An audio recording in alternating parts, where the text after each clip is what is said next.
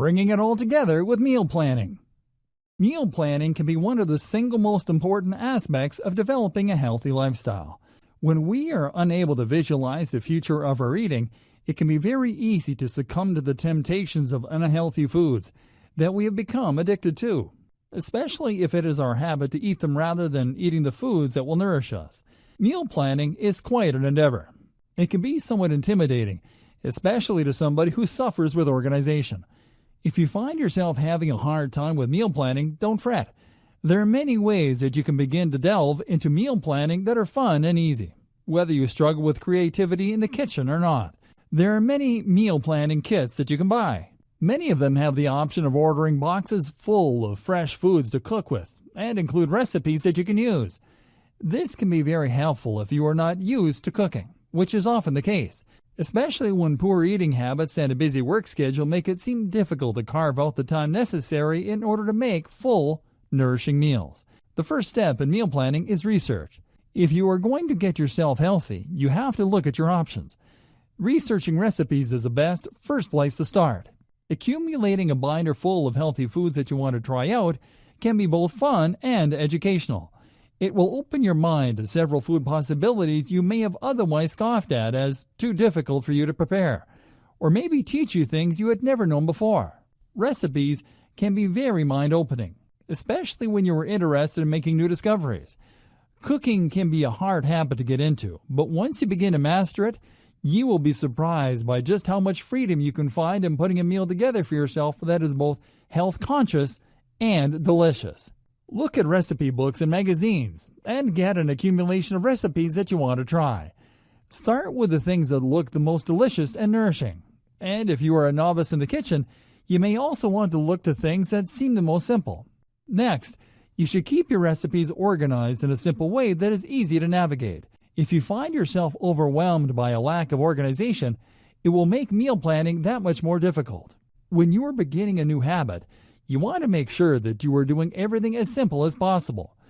Too much change at once can be demanding on your system, and you should always try to implement small, easy changes until they have developed into a new habit. Make sure that they are easily accessible, so that when you want to begin preparing your meal, you can do so easily. If you are using a binder, you may want to consider laminating the pages or using plastic sleeves, so that if you are using it in the kitchen, they are not affected by water or other food contamination. When you organize your recipes, it would help to put them in order of breakfast meals, lunch meals, dinner meals, and snacks. This will help you to easily reference the proper recipes once you begin to start cooking. If you like, you can even organize your binder by day of the week and have your meals planned out for every day and printed out in the binder that way. There are many ways you can organize your recipes. Do what seems to make the most sense to you intuitively.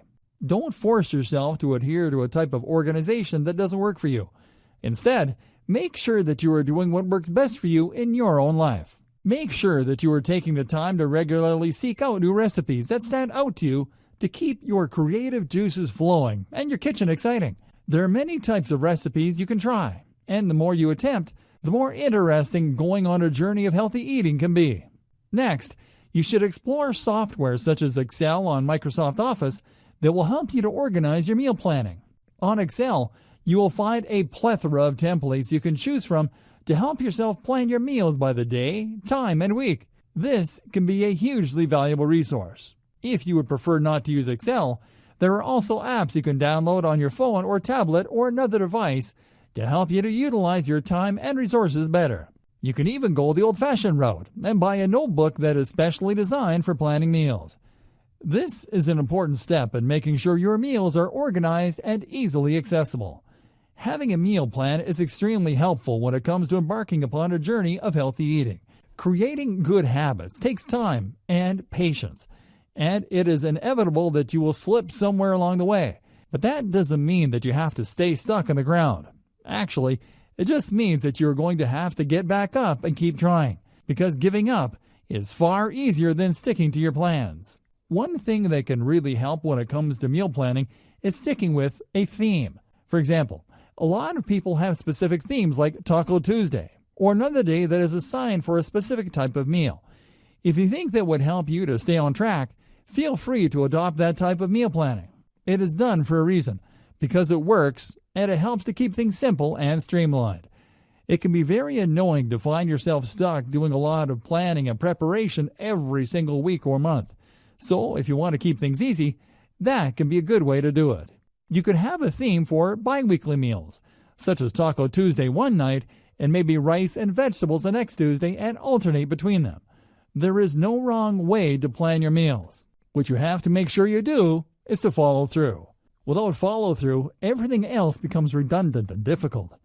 Something that can truly help you to succeed at meal planning is accountability.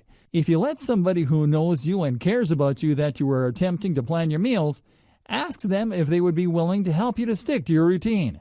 They can help you by asking questions about how things are going and whether or not you're staying on track. They may also choose to encourage you and cheer you on through your endeavors. However they choose to support you, they can be very rewarding for both of you. If they are a positive and supportive person, it can be great to know that you have people rallying in your corner who truly want you to succeed. Just make sure that you are weeding out toxic people who bring you down by turning the attention onto themselves or by making you feel as if it will be difficult for you to accomplish your goals. Sure, constructive feedback can be incredibly useful, but if you are not seeking constructive feedback, it can at times be toxic. Make sure you understand the difference between a toxic person masquerading as a supportive person and a supportive person who truly wants to see you thrive. Another way to take accountability is by taking personal accountability. Personal accountability can be achieved through journaling and self-affirmations. Talking to yourself about your goals, whether you do it internally or out loud, can be a good way to help you to stay focused and ask yourself whether or not you are doing the things that you hope to accomplish. If you find that you are not, instead of beating yourself up about it, consider your obstacles and move on as you begin to uncover them.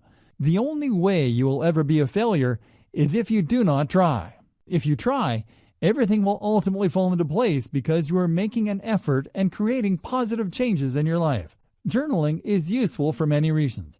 It can help you to write down what you have eaten and when and how much. This will give you a good idea of what you can realistically expect from yourself. The things that you are unhappy with, you should address and take note of. But instead of being angry at yourself for not being able to tackle it right away, remember that it is a process and you need to go slowly. Instead of implementing an entire change in routine and planning out every meal for the next month when you have never done it before, instead, start slowly by easing into 1 or 2 meals a week, and then gradually adding in the rest as you feel comfortable with the process. Make it something that does not shock your system.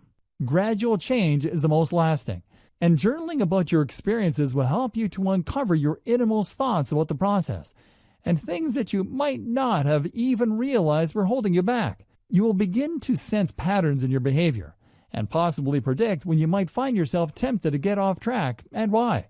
If you are able to identify these trigger points, it will be easier to avoid them in the future. Meal planning can be a very fun and exciting endeavor. Even if you aren't the type who enjoys that type of organization, it can be very rewarding to think about exactly what you're going to be putting into your body and take the steps necessary in actually doing so. Everybody deserves a chance to become the healthiest version of themselves possible. And with meal planning and a healthy dose of self-esteem, you will be well on your way to a lifestyle of healthy eating.